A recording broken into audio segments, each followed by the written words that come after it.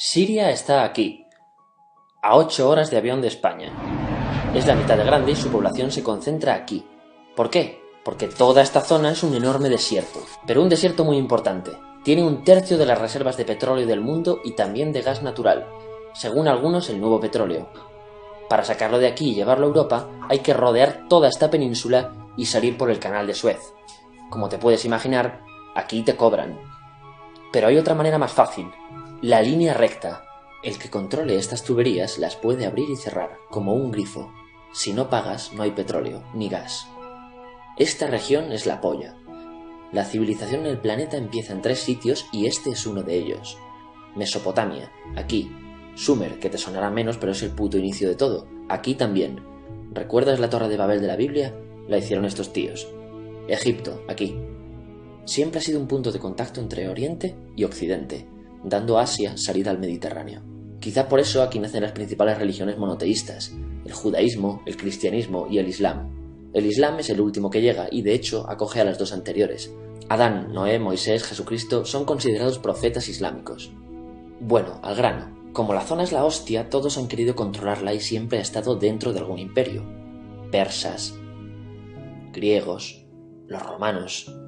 El imperio romano termina partiéndose en 2, y finalmente solo sobrevive esto. Ahora es cuando la última religión monoteísta, el Islam, construye su propio imperio.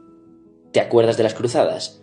Bueno, pues son los europeos cristianos intentando recuperar esta zona de la que estamos hablando. Los últimos en llegar son los turcos, que ojo, no vienen de Turquía, sino de a tomar por culo en Asia, junto con Gengis Khan.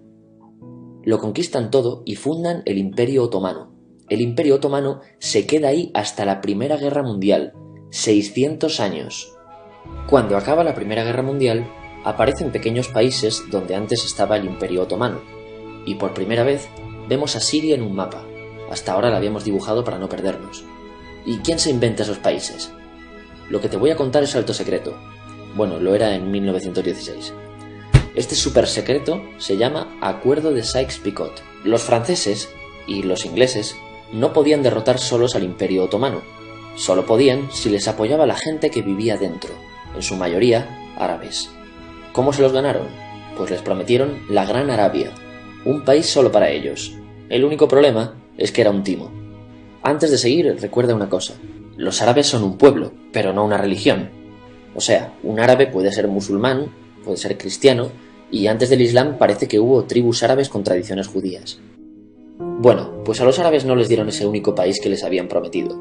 En su lugar, franceses y británicos crearon muchos países pequeños. Estos países, obviamente, no eran países de verdad, sino zonas bajo su control con gobernantes puestos por ellos. Durante este tiempo hacen lo que quieren con la zona. Recuerda que hay petróleo. Siria, aunque no tiene grandes reservas, tiene fácil salida al mar, y Francia, que es la que se ha quedado con Siria, se lo da a compañías extranjeras. Después de la Segunda Guerra Mundial, los europeos se van. En el caso de Siria, son echados a patadas. Pero antes de irse, crean otro estado, Israel. No es el momento de hablar de ello, pero es un estado muy polémico que sus vecinos no reconocen.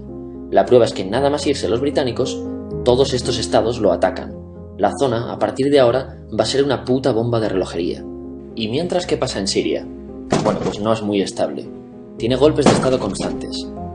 En esa época aparece en Siria una ideología que se hace con el control y se expande por el mundo árabe, el Ba'ath. Esta ideología mezcla el antiguo sueño de una sola nación árabe con ideas socialistas. Y algo muy importante, es laica, o sea que no es religiosa. Siria se llega a unir con Egipto, un país con el que no tiene frontera.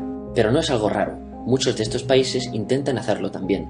Como recordarás, a esta gente se le había prometido un solo país y las ganas las seguían teniendo. Pero la unión falla. En este tiempo Egipto les convence para nacionalizar el petróleo. En Siria, Al-Assad, el padre del Assad de ahora, se convierte en jefe del estado Ba'ath.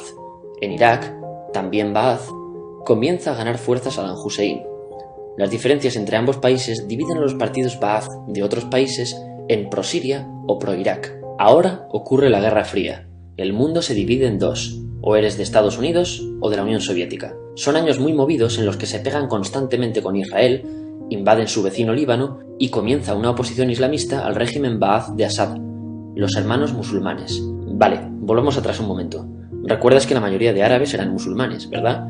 Pues dentro de los musulmanes hay 2 ramas fundamentales, los suníes, la mayoría, y los chiíes.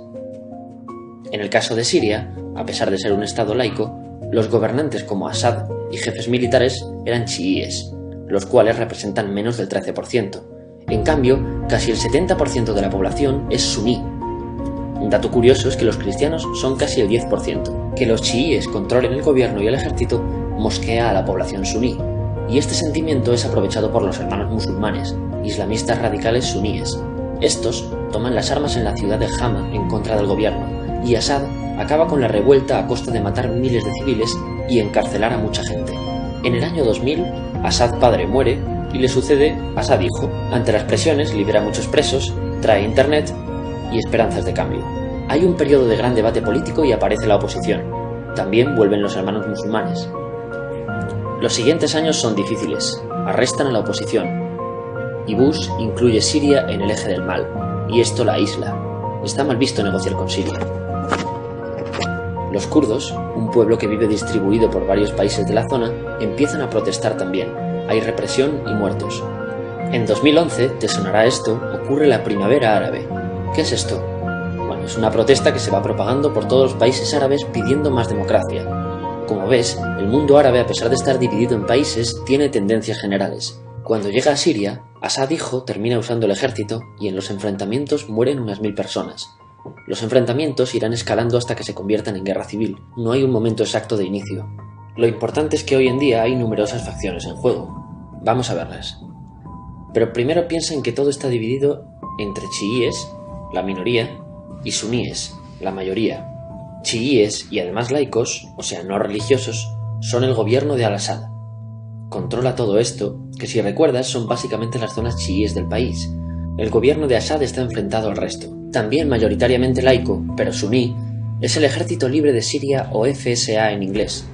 Junto con el Frente Islámico, que es religioso, y otros 70 y pico grupos más, forman una coalición que la prensa llama simplemente la oposición. También suníes e islamistas, pero radicales, son Al-Nusra, llamados Al-Qaeda en Siria, porque son básicamente eso, Al-Qaeda en Siria. Otros islamistas radicales son el ISIS o Estado Islámico. Salen de Al-Qaeda en Irak, controlan la mayor parte de Siria e Irak y se han hecho famosos por sus atrocidades. Su objetivo teórico impacta a muchos. Es un Estado Islámico a lo largo de Asia, África y Levante, aunque a ti ya te suena, ¿verdad? En naranja tenemos al pueblo kurdo, que recordarás porque el presidente Al-Assad lo reprimió, al igual que gobiernos de países próximos también hacen. Ahora controlan militarmente esta zona. Antes de terminar, repasemos los apoyos internacionales a fecha de octubre de 2015. Las fuerzas de Al-Assad son apoyadas por Rusia, que ya tenía base militar en el país antes del conflicto, por Irán y por China. Todos son países de lo que Europa llama Oriente. En contra de Assad, apoyando a la llamada oposición, luchan Estados Unidos, Turquía, Francia, Gran Bretaña y Arabia Saudí. Podemos terminar con algunas conclusiones. Te advierto que esto ya es pura opinión. Si recapitulamos, vemos que la región es estratégica. Por su situación privilegiada, todos la quieren. Siria siempre ha estado bajo el paraguas de grandes imperios. Piensa que hace 100 años la actual Francia era Francia, Gran Bretaña era Gran Bretaña, pero es que hace 200 también, y hace 300 también, y hace 400 también. En cambio, Siria solo es Siria desde hace menos de 100 años, y solo se gobierna a sí misma desde hace poco más de 50. Además, jamás decidieron sus fronteras, se las impusieron. Europa divide Oriente Medio a su antojo para controlarlo, diseñando países sin tener en cuenta su población. Muchos historiadores dicen que todo pueblo tiene la necesidad de manejar su propio destino, pero estos ingredientes que hemos visto juegan en contra de proyectos como la Siria Ba'ath, que encima usa la represión para mantenerse. En última instancia, producen una guerra civil.